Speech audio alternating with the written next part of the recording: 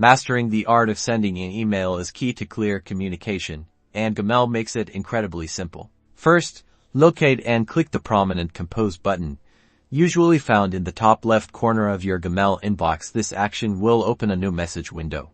In the To field, type the email address of the person you want to send your message to. If you have previously emailed this contact, Gmail might suggest their address as you type, making it even faster. For sending a copy to others, use the CC field. If you wish to send a confidential copy, meaning the recipients won't see who else received the email, use the Bcc field instead.